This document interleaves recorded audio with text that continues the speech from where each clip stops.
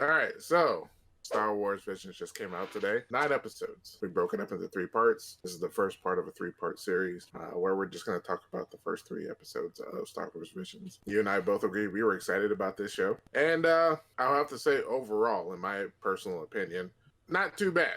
Not Not too at bad. all, actually. Yeah. I'm buying what they're selling. So, I mean, what were your thoughts on the first thing we saw? So there was the Duel. There was the Twins, and what was the other one? The band. Tatooine Rhapsody. Tap Tattooine Rhapsody. Yeah. Um. So I think you and I both agreed on maybe the structure, maybe not. So I thought the first episode, the Duel, was the best of the three so far.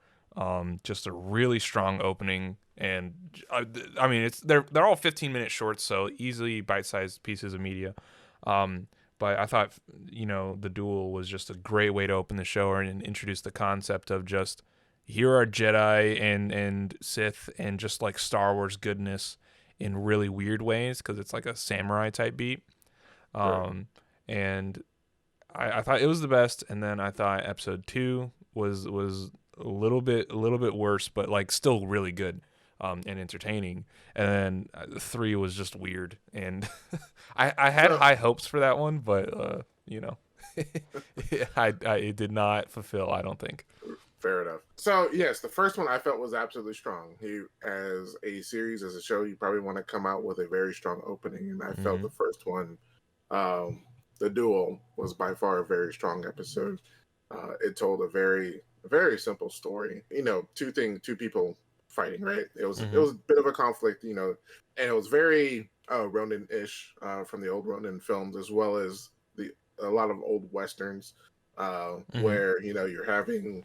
And I think it was even an episode of The Mandalorian that kind of followed this motif, where you're having a town being taken, hit by bandits, and then some type of wanderer slash Ronin slash lone gunman with no name or whatever, the old Clint Eastwood films, Yeah. comes in and defends the town and ends up winning in the end. And this was very along the same lines, very strong, very enjoyable. Yeah, they even But like did it like mostly black and white too, other than like a yes, couple splashes of color. and I think that was very effective. Not only with the different angles and the way they animated it, was the way they used the absence of color and color to kind of accentuate what was going on. It was very Yeah. black and white, very gray, but you saw splashes of color here and there. But when you saw the lasers, they stuck out. They didn't kind of blend in into what was going in the background. It was a huge contrast. And then Y- when the two main enemies started to fight, those lightsabers really stood out. Yeah, it Um, really makes those like reveals of the sabers just so impactful when you have like yes, this just, black and white, and then every now and then there's like a light that's like blue or green. right, And then suddenly a villain comes out and it reveals that they have a saber, and it's just like, holy crap, that's cool. And yeah, no, right. it was such good color composition and use. Yeah. One of the other things that I really enjoyed about this particular episode, and all the episodes in general, was it didn't reference itself too much into the storylines of the movies, but you Mm-hmm. saw a lot of little visual cues here Yeah. and there. In this one, things I picked up was the armor of the stormtroopers. Some of the armor, it was the first trilogy, episodes 4, 5, and 6. I could have sworn some of the armor I saw was the most recent trilogy, Mm-hmm. the First Order. One of the lightsabers looked like it was Count Dooku's curved lightsaber. I think it's Um, so crazy that you can pick up on stuff like that. Because it, it, I was like, okay, they're stormtroopers. That's all I've got. yeah, I just kind of looked at it because you had the clone troopers, you had the stormtroopers, and then you had the First Mm. Order, and they all had subtle changes to the design. And I saw one guy standing. I'm like, okay, that's regular stormtrooper armor, and then the other one looked very First Order ish. And I was like, okay, so time wise, I presume this is after the most recent trilogy. Yeah. Um, That's really cool eh, because that adds a little bit more to the story for people who actually are like real fans. Because like I'm a ex- casual viewer of Star Wars, right, uh, right. and I just went, oh, those are stormtroopers. These are evil people. Okay, You're like, oh, that's from like the new trilogy, and that's right. from the old. And I was like, oh, really? Right. But you also And it's thought kind the of hard droid was R2D2, so. but that was the other thing. I was like, one of the other cool things, that a lot of times where you have in previous movies in the past is where you have, the masked hero where you kind of think it's this person, but you don't know for sure. Mm-hmm. And with this particular samurai, we don't think he's a Jedi because his lightsaber was red. So he's probably like an anti-Jedi or whatever. But Mm-hmm. his sidekick was a droid that had a lot of the characteristics of R2D2. Yeah, your companion Um, droids, your R2D2s, yeah. yeah, but he didn't call him out by name, but he had the same, beeps and grunts and sounds. Mm-hmm. Um, a lot of the lights and the way he moved on the ground was very an R2 unit ish. And for a moment, he flew. And his name was Now, R7, wasn't it? I mean, the credits have a different name.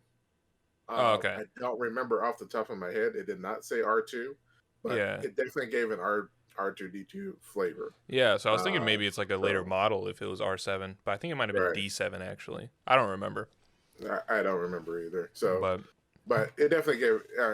It told a lot of people, excuse me, that this could have been R2D2. So that was cool. mm-hmm. But all in all, that first episode was very enjoyable, very strong. Absolutely, I loved it. There were It, several times where we were just like, "Wow!" yeah, Like especially that female Sith that had that, like you said, that the umbrella lightsaber. Oh my goodness! And That she thing just was like insane. floats down with it like Nanny McPhee. Mary Poppins. Yeah. Oh, Mary Poppins, yeah. She's Mary Poppins, yo. Yeah. I thought it was so cool how they showed that it was really just an attachment on the lightsaber. Like she just pulls it off, and that like I guess there's another kyber crystal that like points it in a bunch of different directions. Maybe I don't know exactly how it works, but they basically just shoved the lightsaber in the bottom of this like thing, and then it went out 9 other directions and made an umbrella, which was dope. I don't know why she took it off. It didn't seem necessary for her to take it off. Nothing like provoked that, but it was kind of cool to see that it was like a piece of engineering of like they just shoved this thing on top as like an accessory. I thought that was really cool. That was really cool. And for how short it was, like in all of these episodes, it was really cool how contained they were, but able to tell like a story. Like you don't need to know who this Sith lady is. You just need to know that she's like the enemy, and then and she is basically just taking advantage of these people, and that's just all that's relevant. You don't need to know who the guy is either. Yeah, and it helps that they're just like so short of content that you don't really ask all these questions of what's behind, because they can just answer everything in like 15 minutes. After this one, this very strong one, we come into the other two, and I'm struggling to determine which one's the weaker of the two, but the second episode was Tattooine Rhapsody, where it's a very childlike, I guess, chibi type of animation, where you have this rock band, and one of them is being hunted by Boba Fett. So I'm getting the impression this is. I mean, it has to be before episode 1, right? Well, episode 1 had Jango Fett. Oh, true. Okay, so it's probably between episode 3. He's in 4, 5, and 6, and part of the Mandalorian series. So it could be anywhere during that time frame. But at the same time, the arena where it was located was during the pod races. So I'm guessing this was probably around 4 or 5-ish, the original trilogy. That's my guess. Because Jabba is still alive, and Jabba gets killed in episode 6. So I'm guessing it's during that original trilogy time frame. Yeah, okay. So, you have a young boy who I guess was a Padawan at some point in time. I guess he escaped Order 66, if you will. Gets picked up by another Hutt who eventually gets captured by Boba Fett. Who's a punk rocker. Yeah, it's a punk rocker, and I swear I got some Green Day / Red Hot Chili Pepper vibes from this particular band. And since the kid was rescued by this Hutt, he convinces Jabba to let him have one last concert before he's supposed to be executed, and they sing a song, and the crowd loves it, and so they convince Jabba to keep them alive. They just signed themselves up for indentured servitude for the rest of their lives, I'm pretty sure. Yeah, I mean, obviously the Huts like to make money, so then maybe they could be a huge rock band, and the Huts can make a ton of money. Mm-hmm. It was cute. That's pretty much all I can say. Because at the end, they're playing and everybody's tapping their head or feet or tail or whatever. Everybody's Mm-hmm. jamming along. Even Uh, Boba. yeah, even Boba Fett was kind of jamming down to it, and I was like, all right. I think It, that it, one was for the kids. I it was think that definitely for that's the a shout kids. out Yeah. for the kids. Absolutely. I I, was thinking I'll about get, that. okay. I'll give you that because it wasn't too violent. It was cute. It was like you said, it was very It had a very good kid energy. like. Yes. Yeah. Yeah. So moving on from there, we go to the third one, the twins. Oh my goodness. The twins was ridiculous. Okay, Honestly, now it's so far fetched. let me start off first. Okay. Okay. The, visually, it was very visually stunning. Yep. Absolutely. That's about it. Okay, I it mean, it set up a all the lot of cool animation and things, the and then visual effects and everything were out of this world. Everything else was just absolute shit. Oh my goodness! tell us I how was you getting really vi- feel. I was getting vibes of like Fast and Furious 9. Okay, I it's don't know about that. That's a what? little No. I'm extreme. sorry. No. And I know I'm going to spoil this here, but when the main guy is floating out in space on the front of his X-wing, and the X-wing goes into light speed. Oh come on! Oh my word! They're so strong with the force though. That's what it is. They're just so in tune with the force. They're so He's in tune with the force they can breathe in outer he's space. literally holding the biggest piece of kyber crystal we've ever seen. Oh my goodness! The further this episode goes, the more absurd it gets, because you have these two fighting in outer space. Yep. Okay, last I heard, outer space doesn't have any damn oxygen or gravity, but somehow these two are out of space perfectly fine, Mm-hmm. and they're fighting with perfect gravity. Yeah, Then, he really is just standing on the X-wing, which like you could argue that they put gravity something inside of like the Star Destroyers or whatever, but not the X-wing. And he's on the right? outside of it like that doesn't make any sense actually. Now that I Yeah, think about it. yeah. So at one point in time, she knocks him off the Star Destroyer, to which his X-wing, that's piloted by his robot, picks him up, on the outside, and he stands on the hood of his X-wing. And granted, if you're Though we part of do the establish he can basically fly almost. whatever, Like he did when he first like gets confronted by the sister and then he flies over to the X-wing. yeah. You didn't like that part. Who's the fuck? Yes. It was killing me. Okay, so I guess the thing is he's on the hood of his X-wing, which having an X-wing on an Imperial ship should have already sent out some red flags, but apparently nobody questioned it one bit. Mm-hmm. Okay, that he might have a conflict of interest. They just thought he was eclectic. Yeah, he was just collecting it just for the heck of. Anyway, so he's on the hood of his X-wing, and the power of the kyber crystal is overwhelming the sister, and I don't know, she's about to blow up or Hulk out. What, it's not really sure. And he's like, okay, not sure what to do here. And I guess the robot comes up with the idea that they're going to attack her in hyperspace. He's going to pull the Holdo maneuver from The Last Jedi on his sister. Dude, they're literally about to somehow hit this little crystal on her chest with a lightsaber at light speed with immaculate precision Right. without killing her. Okay, so I'm sorry. he's on the hood, and they go right at her. And then as soon as like they're, he gets right before there, the droid puts it into light speed, and oh my goodness. He retracts the saber in perfect precision that it just slices the crystal and not her. Yeah, just But it still blows up. It still cuts the rest of the ship. yeah. It's still, like I say, they perform the hold on maneuver. Yeah. Oh my word! And Somehow, it looked great. It looked stunning as a like visual thing. It was amazing. as I said, Logic-wise? visually this episode was all that. Mhm. Everything else was just in the crapper. Yeah. This episode made no damn sense. How So was he able to survive, one, being in outer space, and two, being thrown into hyperspace while standing on top of the X-wing? Oh, come on. so would you say? See, my opinion was it was like episode 1 was the best, and then 2 was better, and then I mean was a little bit not as good, but was still pretty good, and then the third was the twins was I would have to agree. yeah.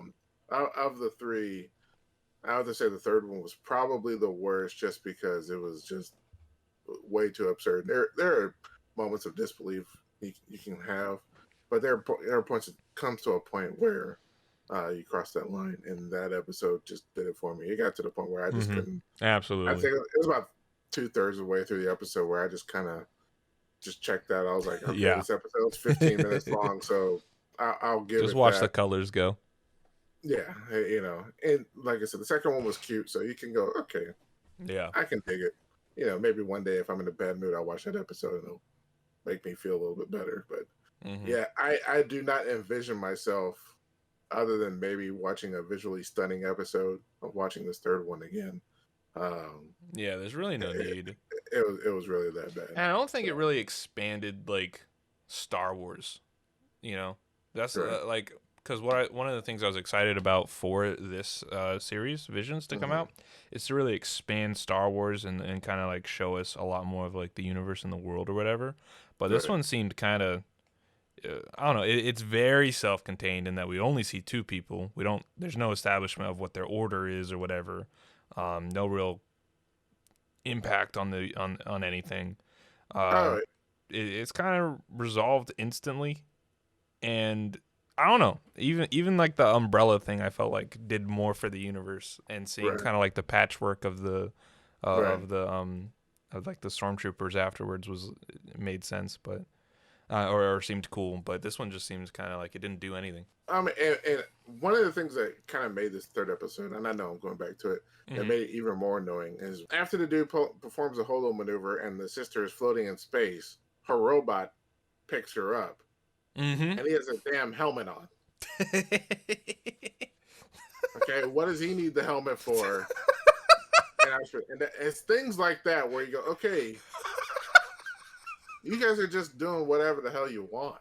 It. I had to bring that up because that right there was, if I was in a movie theater and I saw that, you would have heard me just yell. I'd have been like, I'm like, You what the did. You hell's were like, that? "Come on!" Yeah. There have been a few times in movie theaters or watching TV where I come across something that's just so Just embarrassing bad where I have to go, come on. The hell is this? And I've had people go, what? And I'm like, she's been fighting in outer space for 20 minutes, no problem. But a damn the robot that robot's needs a helmet? got a helmet. Really? Come on. So you excited That's for the next 3 episodes? I am. I'm excited for the next Okay. three. And So far, so it's good that'll enough be for you. that. Yes. So far, I mean, overall, this whole thing's up. It's a Yeah. thumbs up. So Yeah. I'm ready to see the next three. They'll be in the second part of our video. I Yeah. know we were a little bit over time, so we're gonna go ahead and cut it Yep. here. Are you looking forward to it? I really am. Okay. Honestly, So even just on the visual effects alone, but that first and the episode 3 was Trigger. I was worried about them already. But episode 1, Kamikaze Galba or something like that, did a great job, and I yeah. like it. I'm super excited for the next 6 to see what they all did. Okay. So yeah, So, we'll do two more videos. We'll watch episodes 4 through 6 tomorrow, and mhm. then 7 through 9, and then we might even do one less video, just kind of give an overall impression. Because I wouldn't mind doing a uh, tier list of the 9 episodes.